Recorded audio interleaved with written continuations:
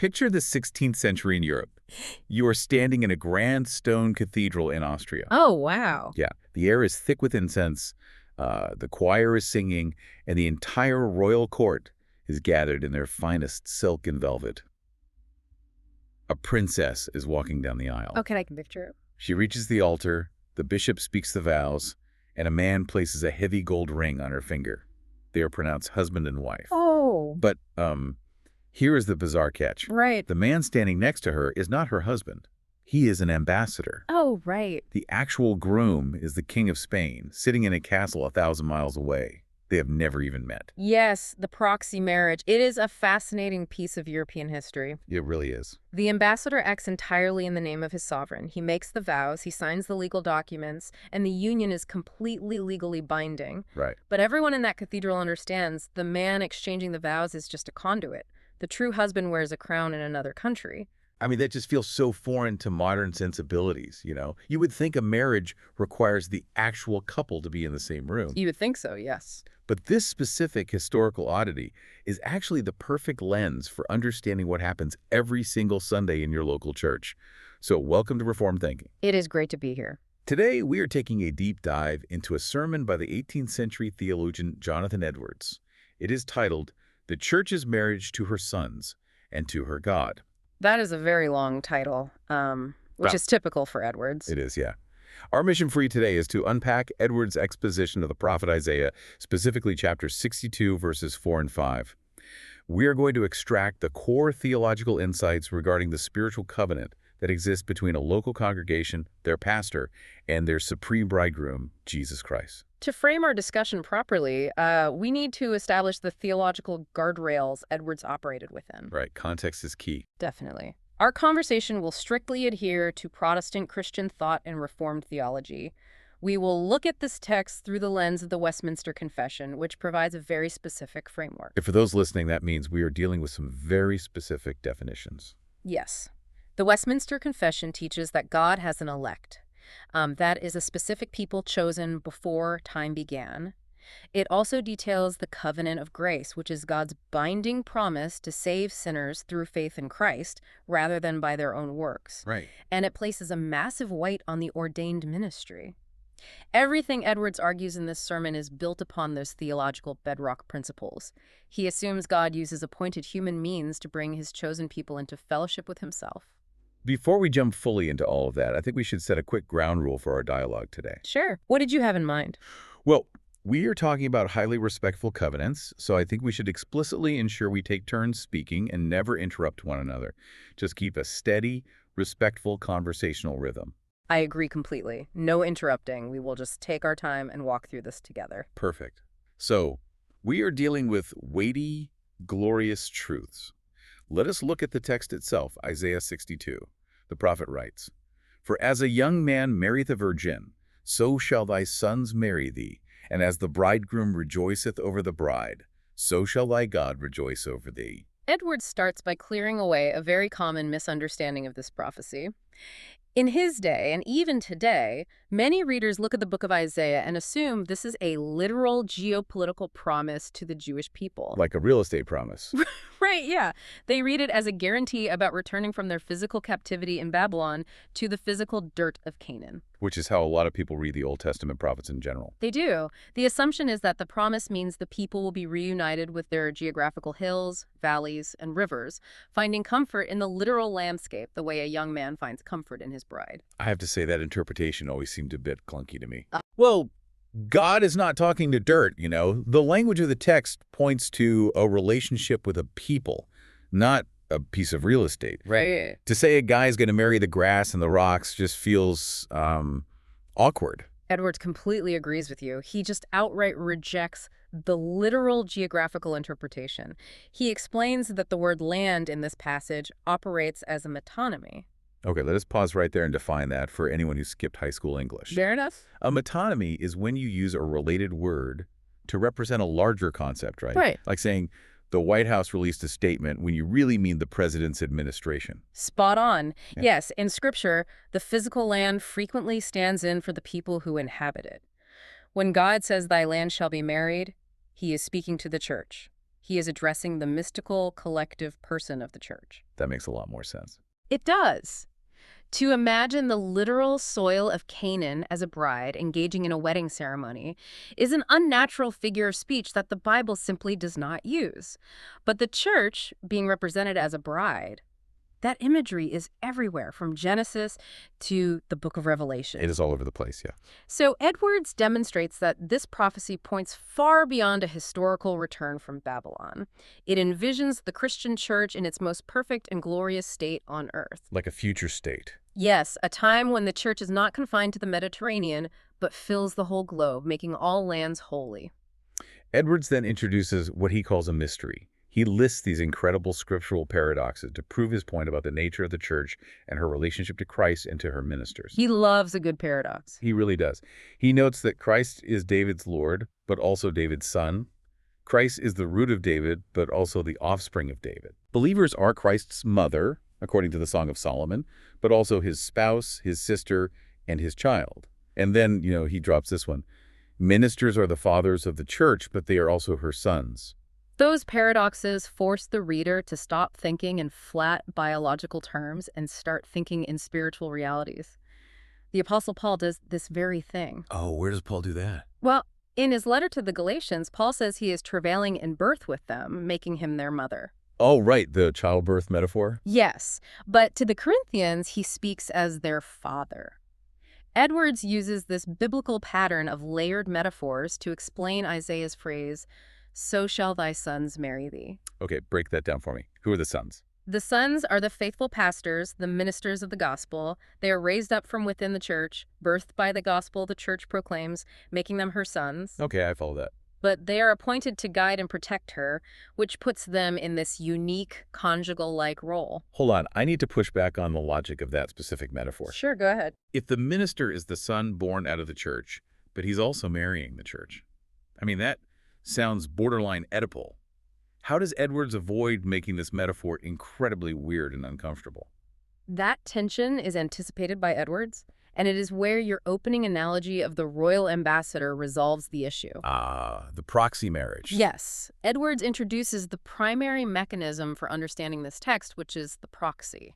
The pastor does not marry the church as a competitor to Jesus Christ. Because that would make the church an adulteress. Exactly. The church is not an adulteress. She has only one true husband. Ministers espouse the church entirely as Christ's ambassadors. They are sent forth by the king to be married to the church in the king's name. That makes so much more sense. It mirrors that prince marrying a foreign lady by proxy.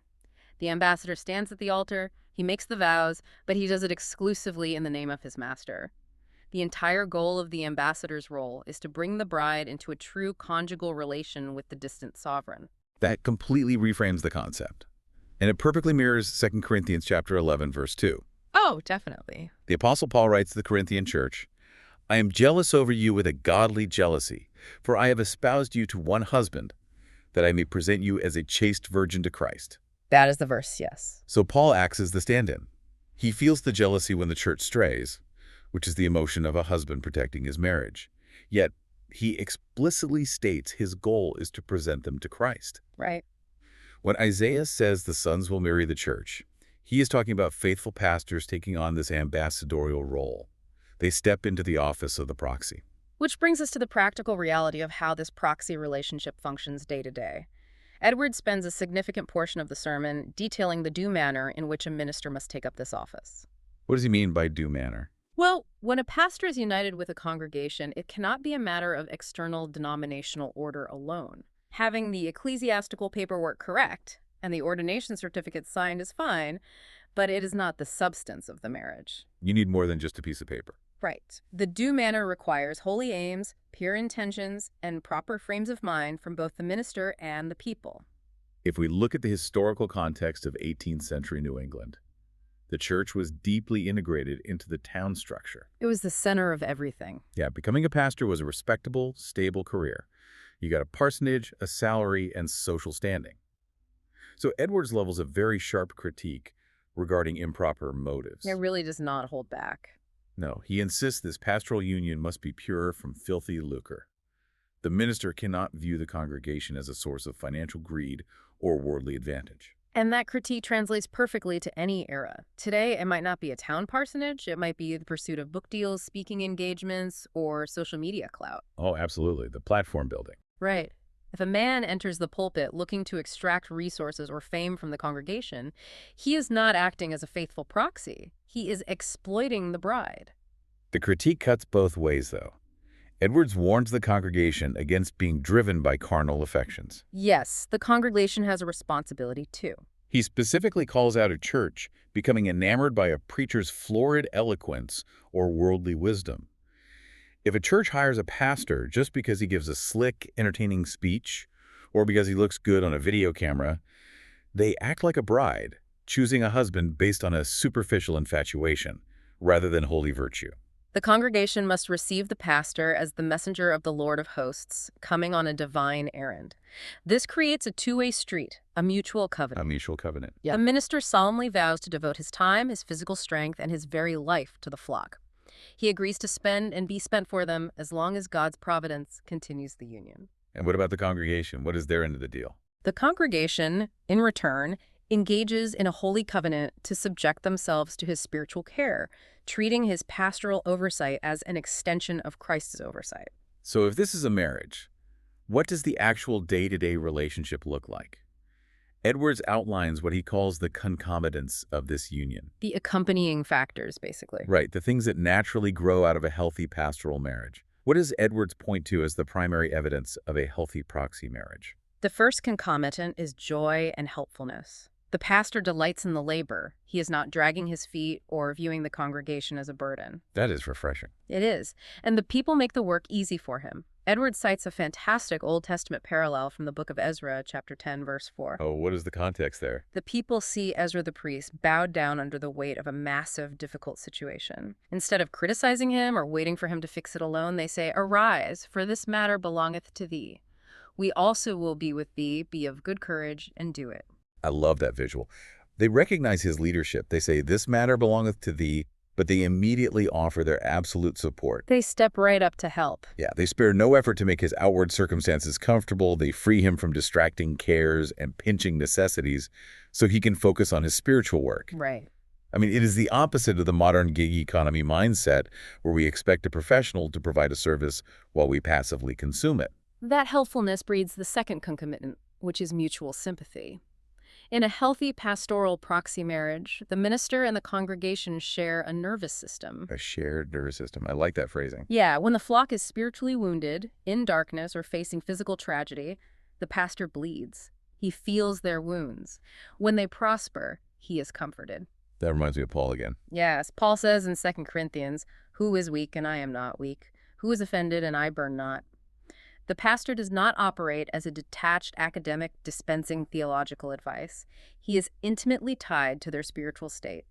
So what are the tangible fruits of this shared nervous system? Edwards points to both outward and inward provision. Let us unpack the inward provision first. Okay, so the minister provides spiritual food. As Christ's steward, he brings out of his treasure things new and old, providing meat in due season, spiritually clothing the souls of the people with the gospel. And then there is the outward provision. Right, the congregation provides for the pastor outwardly. Edwards uses the phrasing that they spread his table. Meaning they take care of his physical needs. Exactly. But the most striking fruit Edwards mentions is spiritual offspring. This union yields a race of newborn children of God. This is the spiritual reproduction of the local church. When a faithful pastor preaches the gospel to a congregation that eagerly receives it and supports him, the natural result is new converts. New believers being brought in. Yes, these new believers are described in Scripture both as the children of the minister, because he begot them through the preaching of the word, and as the children of the church, the mother who brings them forth and nourishes them at her breasts. It paints evangelism and discipleship as organic growth, stemming directly from a healthy local church covenant. It really does. It is not a corporate strategy. It is a family growing. So if the pastoral relationship is just the proxy, if the guy in the pulpit is just the ambassador stepping in for the wedding, we need to examine the king whom this ambassador represents. We have to look past the shadow to the reality. Right. The local church is just the shadow. Edwards makes a staggering assertion here. He states that even the happiest earthly marriage you can imagine is but a faint shadow of the union between Christ and the church. That is a big claim. It is. Think of the most perfect human couple. Edwards argues that even if that bride and bridegroom possessed the unfallen innocence of Adam and Eve in the garden, and even if they had the absolute perfection of the angels in heaven, their union would still be a partial, faint shadow compared to what Christ shares with his elect. That completely flips our normal way of thinking. We usually think of human marriage as the baseline reality, and then we use it as a metaphor to try and understand God. We tend to work from the ground up, yeah. But Edwards is saying human marriage is not the ultimate reality. Christ and the church are the ultimate reality. God invented human marriage, biology, and romance specifically to give humans a vocabulary to comprehend the gospel. That is the Reformed understanding of typologies. Everything on earth points upward to a heavenly reality. Okay, so how does he describe this heavenly reality? Edwards breaks down the mutual joy of this heavenly bond based on the text. The first facet is mutual choosing. Out of all the beings in the universe, Christ chooses the elect. He does not choose the angels, right? Right. He does not take hold of the angelic nature. He takes hold of the seed of Abraham. He chooses fallen humans. The church, in response, rejects all rivals. She parts with the whole world, abandoning her love for sin and worldly status for her pearl of great price. Following that mutual choosing is the concept of peculiar propriety, which means special ownership. Yes, peculiar as in special or distinct. Out of all the things in the universe that belong to God, the galaxies, the angels, the mountains, the saints belong to Christ in a unique way. They are the first fruits of his creatures. They are his peculiar treasure. And it goes both ways. It does. Christ gives himself wholly to the church. With all his dignity and glory, he is fully possessed by her, which is why the church can say in the Song of Solomon, "My beloved is mine, and I am his." Then there is the facet of rejoicing in beauty. Edwards leans heavily into the striking imagery of the Song of Solomon. He says Christ's heart is literally ravished by the beauty of the church's graces. That is an intense word, ravish. Very intense. Christ looks at the virtues he himself has placed in the believers, and he is captivated by them. Meanwhile, the church solaces herself in the light of the Son of Righteousness. She rejoices in his divine beauty. And that leads to the next facet. Yes. This leads to sweet conversation and communion. They eat at Christ's table together, they drink from the river of his pleasures, and the church delights in the sweetness of his voice. Okay, I have to stop you there, because there is a massive theological tension staring us in the face. I had a feeling you might bring this up. Edwards says Christ leveled himself to be a brother and companion to the elect. He talks about Christ's heart being ravished by humans. How do we reconcile this intense, almost scandalous intimacy with the strict Reformed view of God's absolute sovereignty, his holiness, and his unapproachable majesty? It sounds like a contradiction. It really does. How can the sovereign of the universe be leveled to a companion or moved by flawed creatures? The resolution to that tension lies entirely in the incarnation and the concept of imputed righteousness. Let us start with the incarnation. Okay, regarding the incarnation, the Creator becoming a preacher is the ultimate proof of his sovereignty. Only a God of absolute, infinite might could choose to condescend so far without losing his deity. Because a lesser being would just lose their status. Exactly. He leveled himself by taking on human nature, not by diminishing his divine nature. He fought with principalities, he bled, and he absorbed the infinite wrath of God as a man. It is staggering when you put it like that. The fact that the Lord of Glory chose to become a companion to fallen humans is the supreme expression of his infinite benevolence. It displays his majesty in a way that raw, distant authority never could. His sovereign choice was to lower himself, to lift his bride up. And what about his heart being ravished by the church's beauty? How does a holy God look at a sinful church and see beauty? Because, we are not naturally beautiful in a spiritual sense. Not at all. That is where imputed righteousness comes in. Christ does not look at the church's raw, sinful state and call it beautiful. He does not just ignore the sin. No, he washes the bride in his own blood. He clothes her in his own perfect righteousness. When Christ looks at the church, he is seeing the reflection of his own perfect grace taking root in her. Oh, I see. He is ravished by the very beauty he purchased and implanted in her. That makes perfect sense. So having established the staggering nature of this eternal marriage, when does this joy actually happen in time and space? Are we just waiting for heaven? Yeah, are believers just waiting around for heaven, or are there seasons where this joy breaks into the present? Edwards is very careful to break down the specific seasons where this joy is experienced. It happens in distinct stages throughout history and in the life of the individual. What is the first stage? The first stage is the day of conversion. Edwards describes this as the betrothal.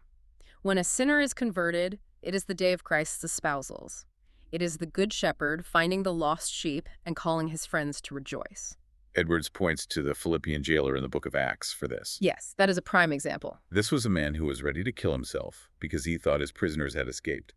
Paul stops him, preaches the gospel, and the text says he rejoiced with his whole house the moment he believed. He went from despair to immediate joy. Right. That initial saving faith, that explosive realization of grace, is the moment the proxy ring is placed on the finger. But it does not stop at individual conversion. Edwards talks about outpourings of the Spirit. These are times of remarkable revival for the church collectively. And Edwards lived through one of the biggest ones in history. Yes, keep in mind, Edwards was a primary figure in the First Great Awakening, so he saw this firsthand. He compares these seasons to the joy in the city of Samaria when Philip preached, or the massive Feast of Pentecost, where thousands of believers ate their meat with gladness and singleness of heart. Huge community events. Yes, these are seasons where Christ visits his saints with special loving kindness, bringing them near and refreshing their hearts with divine communications on a mass scale. From those historical outpourings, Edwards moves to a very specific eschatological hope. He speaks of the latter-day glory. Can you unpack what Edwards believed about the future of the church? He was not a pessimist about history, was he? Not at all. Edwards held a view called postmillennialism. Okay, what does that entail? Well, unlike people who think the world will just get worse and worse until Jesus returns to rescue a tiny, defeated remnant, Edwards believed the church was going to successfully Christianize the globe. So he expected victory within history. Yes. He believed the Holy Spirit would be poured out in such a massive way that the gospel would conquer nations, leading to a golden age of peace and spiritual prosperity before the end of the world. He points to the book of Revelation for that. He does. He references Revelation 19, seeing a future era on earth where the voice of weeping is heard no more. Pure ministers feed the pulpits, and the earth is filled with the knowledge of the Lord. But even that golden age on earth is not the end of the timeline. No, it is just a precursor. The final stage is the resurrection morning. This is the ultimate consummation of the marriage.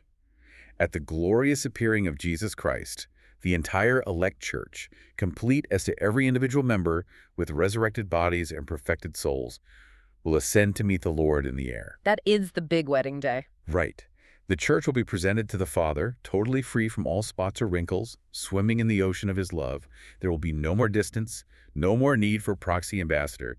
The King himself will be there. That transition from the proxy to the king brings us to the final section of Edwards' sermon.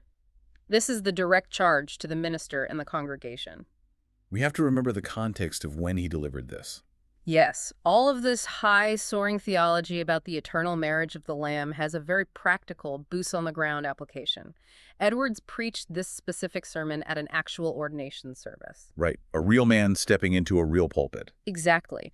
A real man was stepping into a real pulpit in front of a real congregation. Edwards grounds all this theory by examining the immense value of the bride.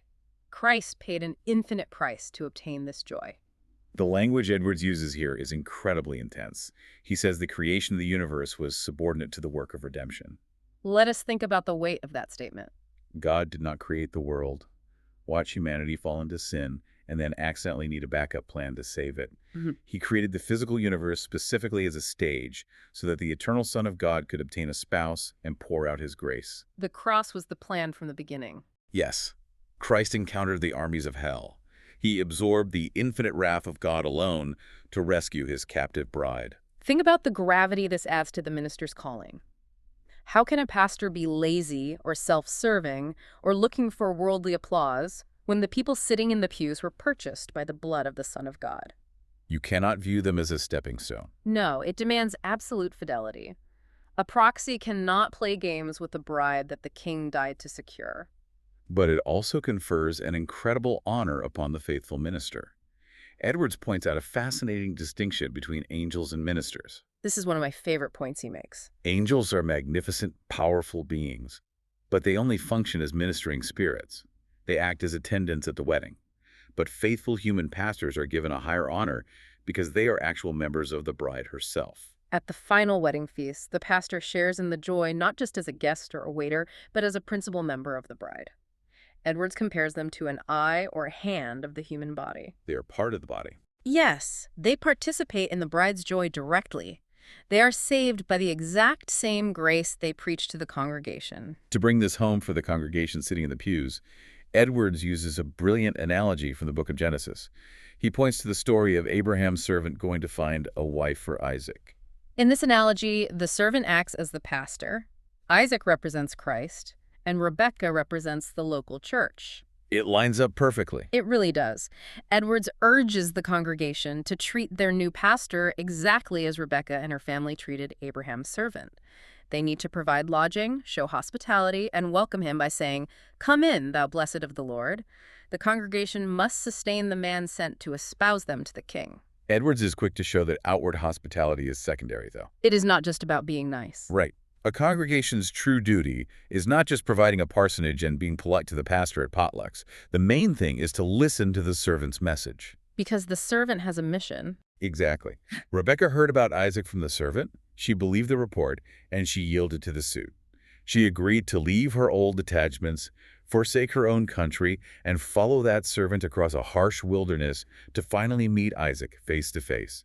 That is the core application for any local church. A congregation's primary duty is to yield to the gospel the pastor preaches. They have to pack up and move, spiritually speaking. Right. They must leave behind their worldly sins, abandon their idols, and follow the biblical instruction of the proxy across the wilderness of this life solely to pursue Christ. The pastor's only job is to guide them safely to the groom. So what does this all mean for you, the listener? We want to leave you with a final concept to mull over on your own. Something to take away. Yes. If the local church and its pastoral leadership are quite literally the rehearsal and the proxy for the eternal marriage of the Lamb, how should that alter the way you view every single mundane Sunday gathering? It changes everything. If you go into a building, you sing songs, you listen to a man speak, it can feel incredibly routine. It often does feel routine. But if the person preaching is acting as the friend of the bridegroom, an ambassador sent by the king to prepare you for an eternal consummation, how does that change your posture? Think about times of church discipline or theological disagreement. Or even simply shaking the pastor's hand at the door. You are not just interacting with an employee of a nonprofit organization. You are not just critiquing a public speaker. You are interacting with the proxy of the king. You are the bride getting ready for the wedding. Let that reality shape your Sundays.